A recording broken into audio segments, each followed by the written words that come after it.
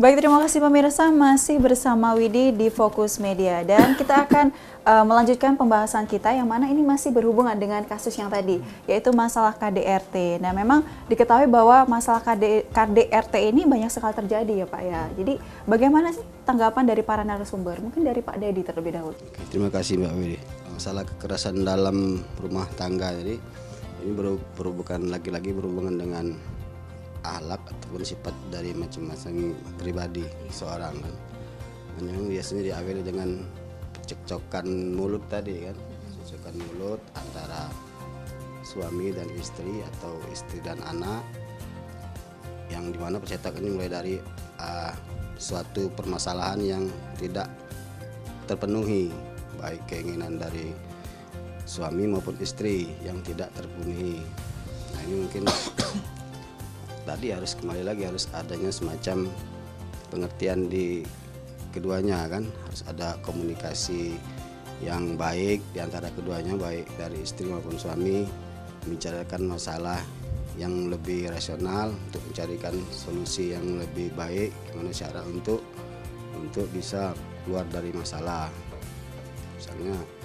Dan juga tadi harus si istri juga harus bisa menerima kekurangan suami, misalnya pendapatannya yang kurang bisa mencukupi kebutuhan sehari-hari, itu bisa dimaklumi. Tapi sang suami juga harus terus berusaha supaya bisa menafkahi istri dan anak-anaknya dengan rezeki yang cukup, berusaha seperti itu kan.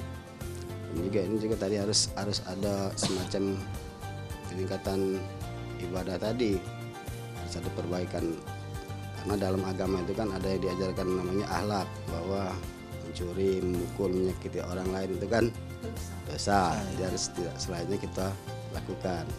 Jadi ya lagi-lagi kita harus kembali ke masalah agama, yang pendidikan agama yang penting, itu yang sangat kuat, itu harus penting dilakukan.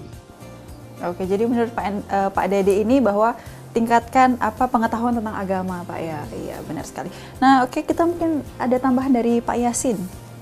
Ya, kalau apa yang dikatakan oleh Dedi itu, memang masalah perkataan itu memang sensitif. Jadi yang ini istri harus memahami kekurangan suami, begitu sebaliknya. Jadi kan kadang-kadang kalau ini istri ini perempuan kan itu memang terkenalkan cerewet ya. Mungkin dia lepasan ngomong yang mungkin kasar, keras, harusnya dia cepat-cepat itu dikeliarkan. Maksudnya jangan sampai itu menjadi dendam. Jadi maksudnya ketika dia terlontar kata-kata yang kasar, mungkin menyinggung perasaan, kekurangannya tadi, mungkin masalah ekonomi misalnya kan, kau misalnya duitnya dikit misalnya itu. Mungkin setelah itu harus cepat-cepat minta maaf. Jadi dengan begitu suaminya yang tadi emosi pasti dia akan melemah. Tapi kalau itu diteruskan, itu kan tadi pasti akan ya dia sebagai ini suami, sebagai laki-laki kan dia merasa terhina, sehingga dia timbul emosi kan, timbul emosi dan dia jahat mungkin. Jadi dia emosinya lebih tinggi daripada perasaan sayang mungkin. Jadi sehingga hilang rasionalnya. Tapi ketika dia sudah terlanjur, perempuan tadi misalnya istrinya itu terlanjur ngomong yang kasar, cepat-cepat dikeliarkan, cepat-cepat minta maaf, ya mungkin suami juga akan melemah pasti itu. Karena setiap manusia yang keras itu kan ketika ini minta maaf pasti dia akan ikut ini kan, kendor ininya, emosinya melemah pasti kan emosinya. Tapi kalau itu tidak dikeliarkan, itu tadi makanya jadi memang masalah ucapan ini memang harus lebih hati-hati memang. Kalau sudah terlanjur ya kita kan mungkin tidak, namanya emosi mungkinnya waktu bertengkar keras, tapi cepatnya dikeliarkan. Itu jangan sampai dia sudah pergi di ini lagi, mungkin terus diomelin terus mungkin kan. Jadi dia sudah ngomong tadi dengar lagi pulang, jadi akhirnya kan ini dia terjadi mukul mungkinnya, jadi itu terjadilah KDRT kan. Jadi kekerasan dalam rumah tangga. Tapi memang apapun alasannya sebenarnya KDRT itu kan tidak dibenarkan, baik dilakukan oleh laki-laki maupun perempuan, itu tidak boleh. Harusnya kalau ada clash ya cukup dengan omongan, selesaikan dengan omongan, jangan sampai diselesaikan dengan kekerasan kan. Benar, iya. Kalau diselesaikan dengan kekerasan artinya pidana, akhirnya akan pidana, jadi setelahnya akan menyesal kan. Tuh saya rasa ya cukup Oke. Ya mungkin ini perhatian untuk para istri di rumah ya, agar memang ya para istri ini terkenal cerewet ya, mungkin saya juga nanti cerewet, iya saya juga cerewet pemirsa di rumah. Cuman kembali lagi bahwa kita harus pandai-pandai menjaga omongan kita, karena ada pepatah yang mengatakan bahwa mulutmu adalah harimau. Oke, mungkin selanjutnya ya ada tambahan dari Pak Endang. Bahwa ya kita banyak yang ini masalah hubungan rumah tangga ini kan banyak dibahas, bukan cuma oleh pakar komunikasi, bahkan oleh ulama juga dibahas. Waktu pacaran misalnya ngomongnya baik-baik, sayang-sayang. Tapi begitu menikah, kalimat yang keluar dari mulutnya dari masing-masing sudah berubah. Nah, seharusnya masing-masing pasangan ini harus tetap seperti itu ya, walaupun ya kita semua kan sudah berumah tangga, dan saya yakin bahwa kecuali Dwi. Nah, ini jadi pelajaran juga untuk Dwi mungkin nanti, bahwa komunikasi yang baik itu memang harus dibangun dari awal seperti itu. Bahwa benar kata Pak Yasin, kata Pak Dedi, bahwa kita juga harus saling memahami seperti itu. Perempuan dan laki-laki adalah makhluk yang berbeda seperti itu kan. Perempuan misalnya punya manusia yang lebih banyak berbicara daripada mungkin mendengar seperti itu kan. Nah, sementara laki-laki mungkin manusia yang lebih banyak mendengar daripada berbicara. Nah, ini harus saling memahami. Nah, kembali lagi juga bahwa ini kata Pak Dedi tadi, bahwa ini masalah agama juga, bahwa akhlak seperti itu. Nah, kemudian juga berapa yang kasus yang kami lihat bahwa ada beberapa kasus terjadi ini justru persoalannya bukan cuma hanya masalah komunikasi yang tidak berjalan, tapi masalah kecemburuan. Nah, kecemburuan ini sebenarnya juga kembali lagi yaitu tadi, misalnya seperti yang kejadian di Bengkulu, persoalannya masalah HP kan. Nah, suaminya cemburu karena nggak bisa lihat apa sih yang diposting oleh istrinya, seperti itu. Artinya kembali lagi bahwa komunikasinya yang nggak jalan, artinya kan bahwa ada komunikasi. Kemudian juga seperti ada yang kemarin yang diberitakan kami hari ini, bahwa suaminya juga cemburu sampai mukulin istrinya lagi nyopir mobil. Nah, artinya kan nggak clear. Nah, satu sisi ada pihak yang merasa cemburu, tapi satu pihak lagi dia tidak bisa membuktikan. Sama-sama tidak bisa membuktikan. Yang cemburu tidak bisa membuktikan rasa cemburunya, sementara yang dicemburui juga tidak bisa membuktikan bahwa dia tidak layak dicemburui. Nah, sebenarnya itu yang jadi masalah, seperti itu kan.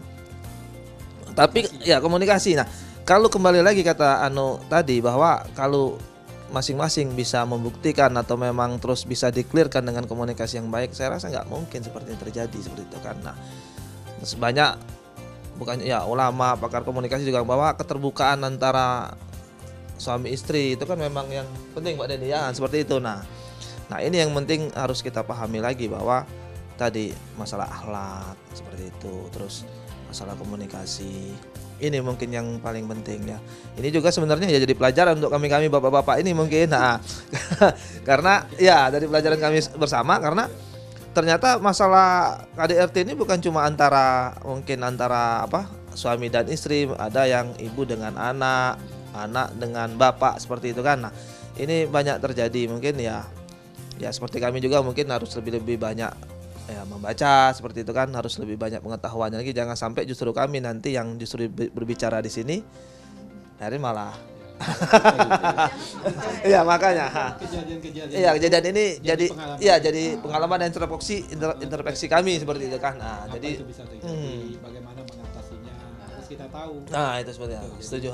Jadi itu kan tadi HP, memang HP itu banyak tuh kasus, bukan di Bengkulu, kemarin di Bengkulu sampai perut istrinya. Nah, itu kan HP tidak dikasih password, juga pernah terjadi di Medan apa di mana itu, yang istrinya malah nyiram suaminya dengan minyak terus dibakar. HP juga. Nah, kemarin yang di Megang Sakti yang istrinya lagi hamil kan nggak gitu juga, jadi dia curiga nih, padahal dia menghubungi orang tuanya kan, ngurungi orang tuanya, ternyata suaminya curiga siapa yang dihubungi. Jadi dikasih tahu ini loh yang dihubungi padahal, tapi suaminya tetap cemburu. Itu makanya jadi ada miskomunikasi yang memang nggak berjalan seperti itu kan. Oke, untuk kasus angka tindakan kriminal ini ada kaitannya dengan ini apa namanya yang disebabkan oleh biang kejahatan. Ini peredaran narkoba. Mungkin seorang itu berpikir tidak rasional lagi ketika dia ketergantungan dengan narkoba. Jadi angka-angka narkoba ini perlu menjadi perhatian dari aparat supaya memang serius dalam memberantas narkoba. Karena terkadang seseorang itu dia berpikir tidak rasional ketika dia mabuk kan, atau lagi senang pengen tapi barangnya tidak kate. Jadi mungkin dia pusing, apa namanya itu namanya? Sakau. Ingin menggunakan narkoba, barangnya tidak ada, akhirnya marah-marah, cari masalah di luar juga tidak berani, akhirnya bermasalah di dalam keluarga. Mungkin yang menjadi perhatian juga masalah narkoba yang perlu diturunkan. Memang serius memberantas narkoba ini. Berarti harus tes juga, mungkin perlu diperiksa. Jadi ini menambahkan bahwa waktu itu pernah waktu ada sosialisasi dari BNN, menurut Kasih Berantas itu Pak Sukirman, memang orang yang pengguna narkoba itu mudah katanya istilahnya itu mudah curiga, jadi sensitif. Jadi dia rasa curiganya lebih tinggi terhadap pasangan itu. Nah, jadi ada misalnya yang justru selingkuh ini yang memakai narkoba, tapi dia berpikir yang selingkuh itu malah istrinya, kayak gitu seperti itu. Misalnya dia tinggal di desa, tinggal di mana, dia ke kota, terus dia selingkuh di sini pacaran. Jangan-jangan begitu dia pulang, dia curiga malah istrinya yang selingkuh, padahal dia pelakunya, istrinya dia dipukulin. Nah, seperti itu. Ini terbukti lah, ini memang benar kata memang pengguna narkoba seperti itu. Jadi apa istilahnya ya? Sensitif. Paranoid ya. Iya, jadi paranoid. Oke, mungkin kita bisa break sebentar Pak ya. Oke. Baik pemirsa, jangan beranjak kemana-mana, tetap di Fokus Media.